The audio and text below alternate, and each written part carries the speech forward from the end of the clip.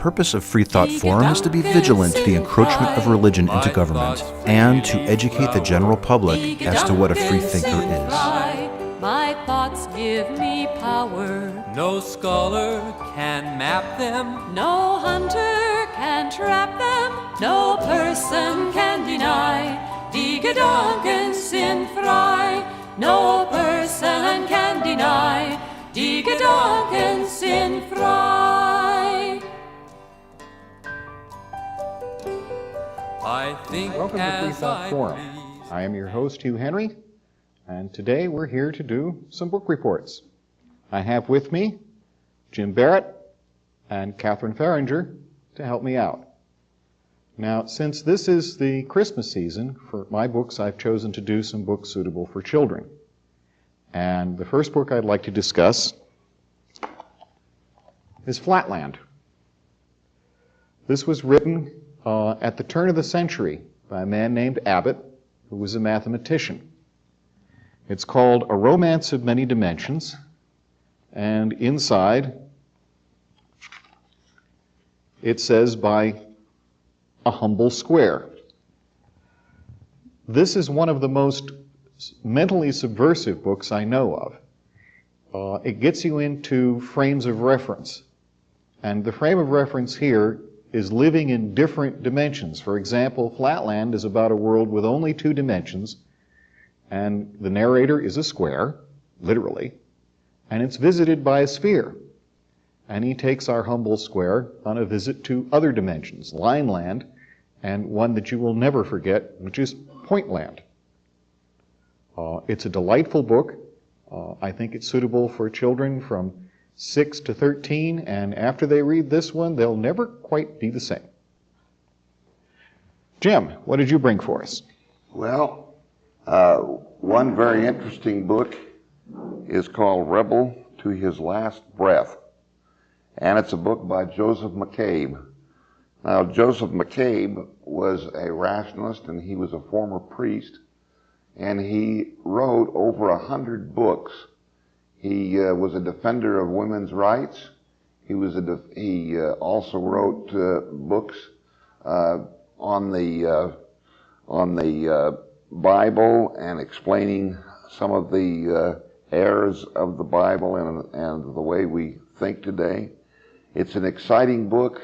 It's full of anecdotes and quotations by McCabe, and I think it's a book that would thrill anybody.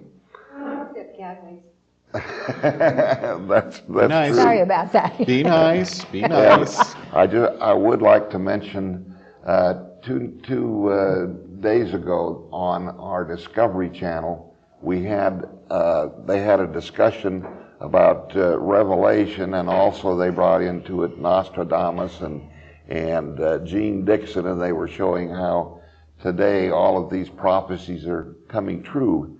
Now, James Randi wrote a book called Mask of Nostradamus, which I think some of those people should have read. And it shows, it goes into the life of Nostradamus and how he made these predictions, and how more important that we interpret the predictions and we draw conclusions from them that were not even there, and how the words are twisted around in order to fit the conditions that they were trying to say he predicted. And this, of course, is the same thing that the Bible has done in its predictions. They're very vaguely worded, and they then can be interpreted in order to fit any situation that you want to make them fit. And those are some books that I think are very interesting that I would like to mention. Well, what did they say? Good things about Nostradamus? James Randi, I don't think had. Oh no, this is James Randi. This is yeah. by James Randi. Oh great, okay, so I don't think so. Reveal Don't think so. the truth. That's correct. Okay, is it my turn? Yes, it is, Catherine. Okay, well, first of all, this has nothing to do, well, it does too. It's called the Woman's Bible, and I guess people read the Bible at Christmas, don't they? They read it all the time. And I was very intrigued by this. I didn't find out about this until I was quite an old woman. And I wish to heavens, an atheist, I wish that somebody would teach children about a wider world than they do in school. I did not know about Elizabeth Cady Stanton until I was 65 years old. That's pretty bad. And then when I found her woman's Bible, I hadn't heard anything about that particularly, and just a little bit about her, and then I started trying to find out more about this remarkable woman. Anyway, she and a bunch of buddies got together and they took the Bible on and they criticized it. They just pulled the true meaning out of these things. And I think it would offend almost everyone who is terribly fond of the Bible, and it would exhilarate those of you who are not. So it has something for everyone. This is her introduction, and she says, from the inauguration of the movement for women's emancipation, the Bible has been used to hold her in her divinely ordained sphere, prescribed in the Old and New Testament. See, the Bible keeps women down. The canon and civil law, church and state, priests and legislators, all political parties and religious denominations have alike taught that woman was made after man, of man, and for man, an inferior being, subject to man. Creeds, codes, scriptures, and statutes are all based on this idea. The fashions, forms, ceremonies, and customs of society, church ordinances, and discipline all grew out of this idea. Well, she was the first one to state that religion is what has held women back all of these years, and I think she is so right. And that may have been the thing that caused her brief rift with Susan B. Anthony. You know, they were great buddies. They really loved each other. But something happened, and I think possibly it was this publishing of this Bible, because everybody wants to pussyfoot around and pretend that maybe it's not so bad and it's really okay and it didn't do any harm, the Bible. And it's a good book. It's not a good book. It's not sacred. It's a bunch of well, I won't go into that, but anyway, you know, she straightens them out right away. And so after this came out, I think was the time that she and Susan kind of cooled it, because Susan was interested, of course, in getting the vote for women. Well, not that Elizabeth Cady Stanton wasn't, but she felt that she had to get to the core of why women could never go anywhere, never get anywhere. And it was this Bible hanging over their heads all these years that has kept women down, and it still does. Believe me, I've talked to some people in high places who certainly had a strange idea about the Bible. So anyway, that's enough of that, and on with the show. Eileen Pagel, in her book, The Gnostic Gospels, deals with that question as about a third of that book. I'll be reviewing that at some point. Oh, goody. I wish you had it today. Well, today, I have another book, James Barrot, The Day the Universe Changed. This is a companion book to his PBS show, and it's about days when science ideas completely changed because of something they discovered. Not only theory, but fact. And over again, the entire scientific universe changes. The king is dead, long live the king. That's not the science they teach you. They never teach you about the times they made mistakes. Now, this is about all of the times that they changed their mind. Jim, what have you got? Well, in keeping with your discussion of science, I have a book called The Struggle to Understand. And this book is by Herbert C. Carbon. It goes back in time and starts with man's struggle with understanding phenomena in his daily life, things like what volcanoes were and earthquakes and storms and why they happened, and of course his answers for it. And from that came magic and the gods and all of these things. And then it goes up to today, how we use science to understand the phenomena of life. And instead of myth and mythology and the Bible, we now rely on reality. And of course, We still have mystery, we still have things that we do not understand, but this has always been so. But that doesn't mean there are not answers for it, and they do not have to be answers with gods and spirits and demons and things like that.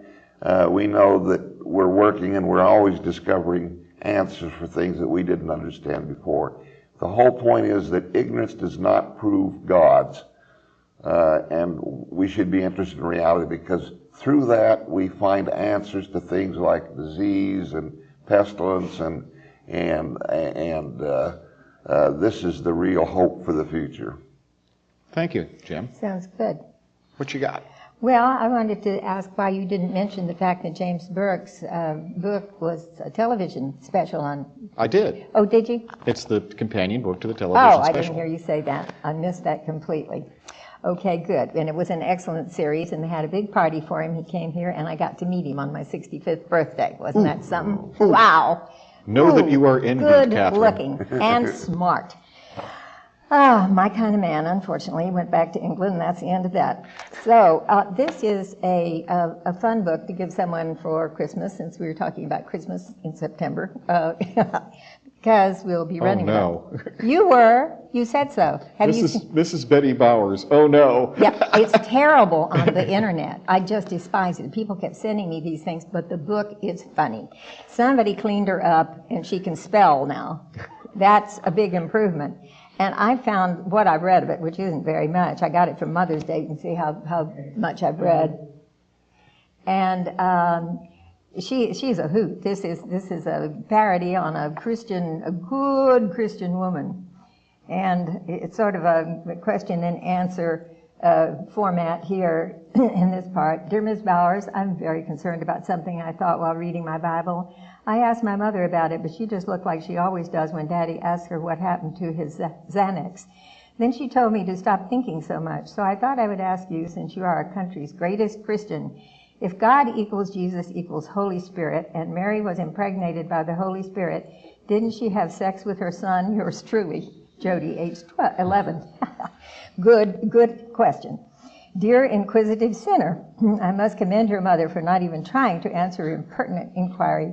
She no doubt knows that a razor-sharp eye for details and discrepancies is to be eschewed when it comes to studying God's inerrant word.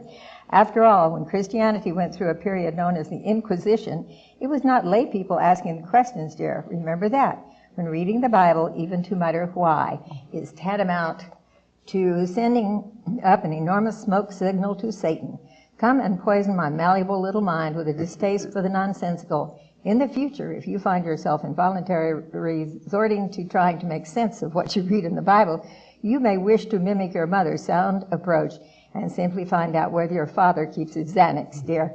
So close to Jesus, I wear safety goggles to protect my eyes from the thorns. Betty Bowers. Now, it really has some funny parts, because it's so, you could hardly call it a satire, it's so almost real. Betty is the true Christian. Well, this book also accompanies a video. It's called Powers of 10. The video is by the video of first volume of Charles and Ray Eames, E-A-M-E-S. And the video, should you run into it, the first half of it is a gushing biography of how wonderful the Eames were. I believe that's described as a hagiography. And if you get halfway through the tape, you'll run into a wonderful video. This begins, as does the video, with someone on a beach in Chicago.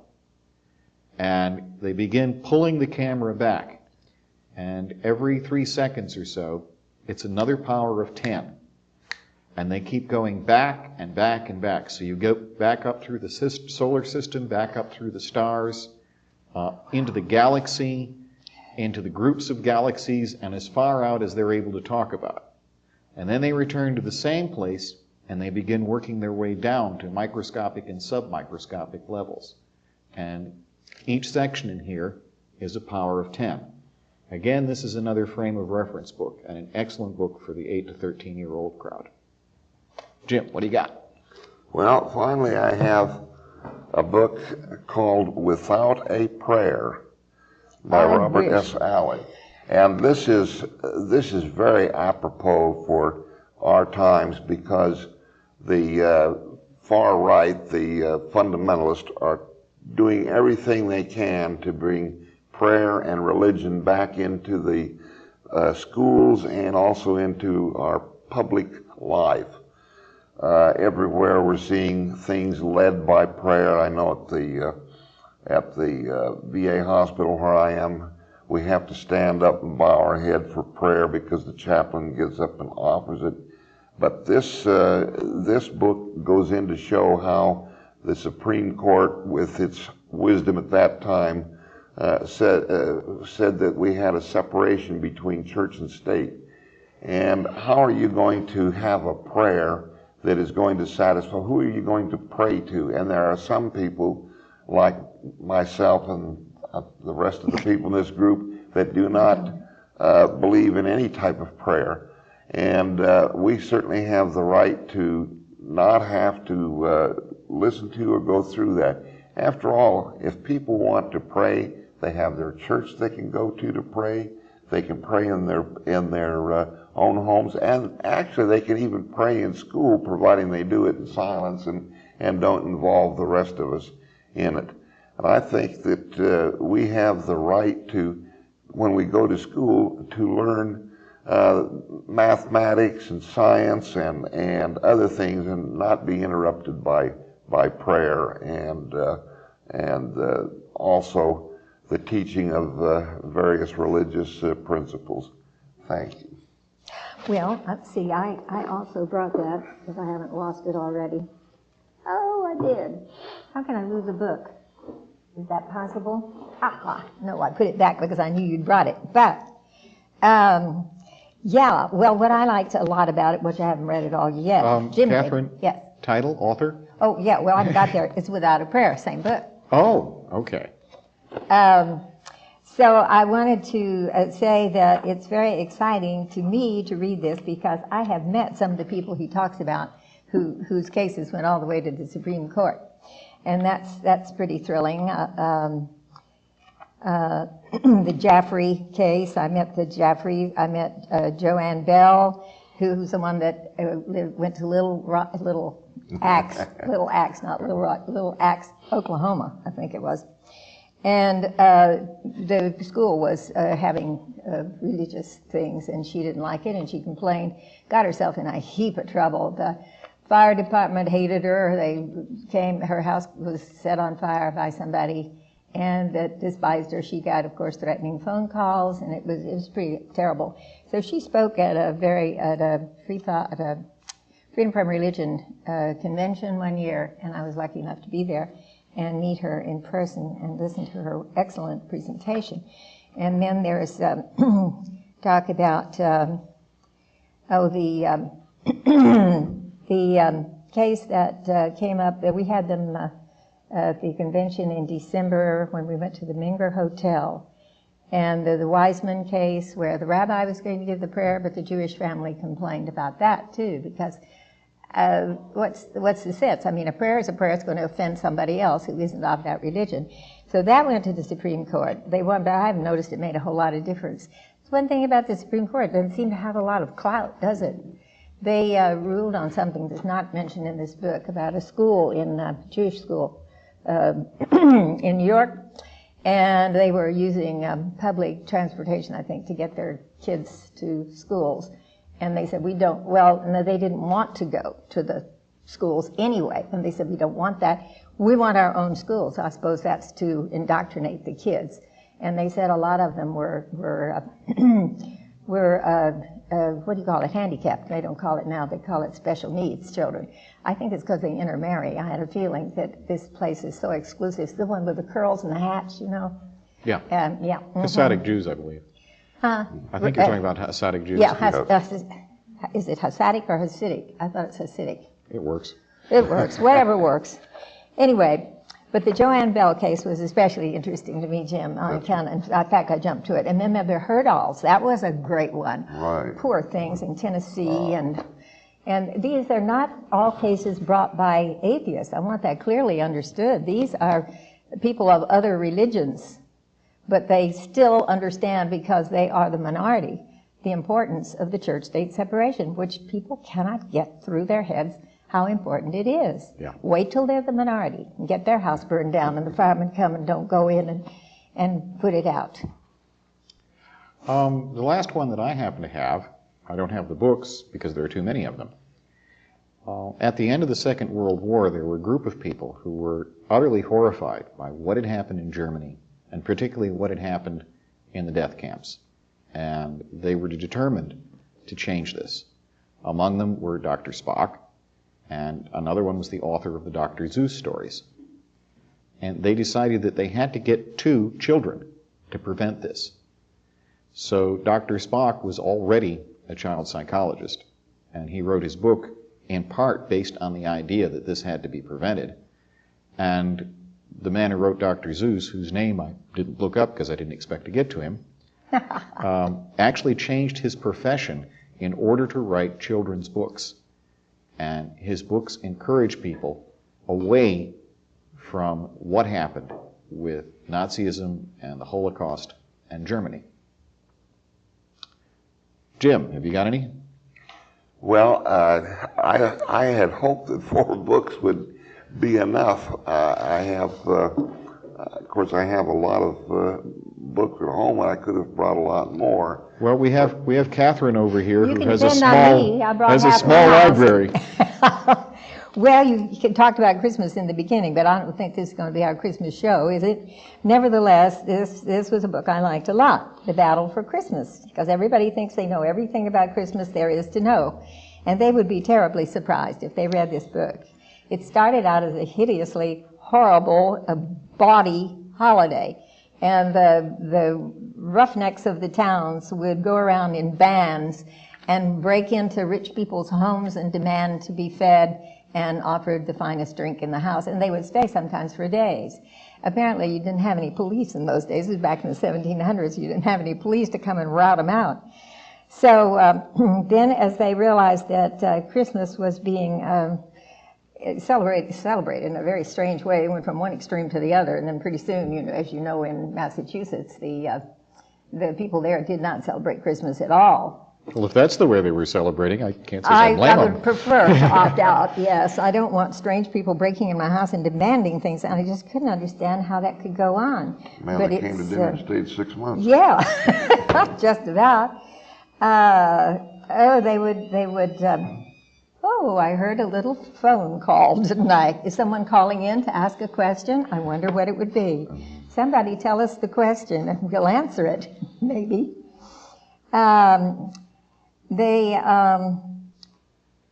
Let's see, here's the Newsboys' Christmas and the New Year's verses.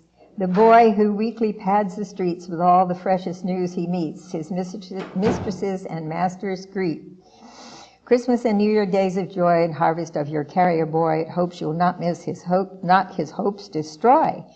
His generous patrons may inspire by filling up his pockets higher. So it was a great, of course, this was kind of a tradition of the English, the Boxing Day, when the lord and mistress of the manor or whatever called the servants around and gave them a little leftover food from there, I suppose, from their banquet the day before. So it was the time for tradesmen to be begging, and as you know, they still do. I get things from my newsboy every year, a calendar, and I know that means you're supposed to send me money. So anyway, it is a fascinating book because it will show that people are still raving and ranting about the commercialization of Christmas and how we're not celebrating it with proper due respect to Jesus Christ, our Lord. And they would be, I think, surprised to find how Christmas celebrations started. What we do now pales by comparison. So what? How much time do you have left? We got about 4 minutes left. Oh, okay, I brought one more. Now this guy, Why I Am a Catholic, and I'm going to buy it because I want to know why he is. He's Gary Wills, and I'm sure you've read his stuff. No, I haven't. You haven't? Gary Wills? Oh, I thought everybody, I think he was on television for a while. Where did I put his book? Gary. Here it is. This is the one I'm working on, Under God by Gary Wills.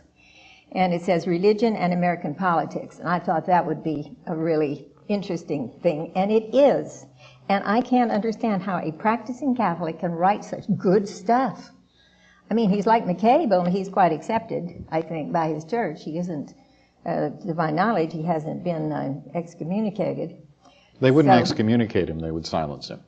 Silence him. Well, he hadn't been silenced because he's got a brand new book out, and I'm going to rush to the bookstore and get this thing. Catholic Blast Church Government. Why I'm a Catholic. I want to know. I wouldn't be one if I knew as much as this man did. He's smart. They had a priest that wrote a history of the popes, and I was very surprised because he let it all hang out. He let it all hang out. Well, they have to. Pretty horrible popes. They have to. Well, they don't have to. Because it's there. Well, it's there, but they can dance around it. Even the most devout Catholic is fairly upset with the Borgia popes. Yeah, well, I hope so. They were that was a pretty bad period of time in there.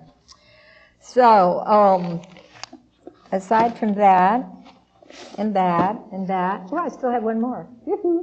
The Poisonwood Bible. It's the first novel I've read in a long time, because I like true stuff better, but this gets inside everybody's head. It's a man, a missionary, drags his wife and 4 daughters off to Africa, and he can't understand why the Africans don't want to go in the water and be baptized. Well, they got crocodiles or alligators or something over there, and the natives knew it, but he didn't seem to know, so he kept trying to drag them in the water and Christianize them.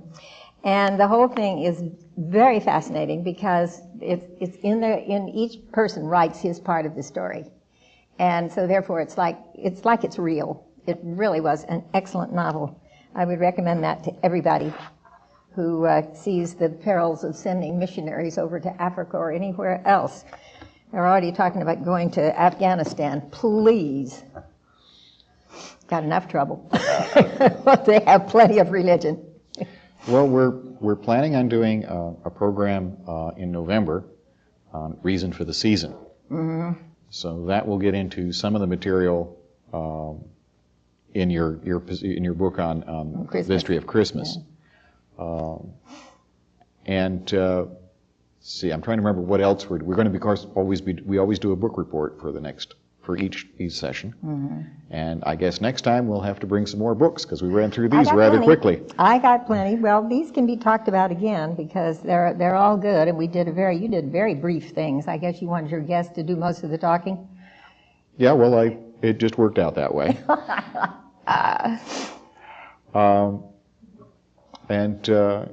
We'll be doing some Christmassy things. I hope, I'm planning on the next book review session to actually, since it's kind of the time for giving gift subscriptions, that we'll do something on periodicals. Oh, good. I've got one, a new one. And I know you guys are loaded with periodicals. Oh, yes. Oh, yes. Which I'm not. At any rate, we are finished with our book report. This is Hugh Henry, thanking you for tuning in to Freethought Forum. Thank you very much. I think as I please, and this gives me pleasure. My conscience decrees, this right I must treasure. My thoughts will not cater To duke or dictator, no person can deny.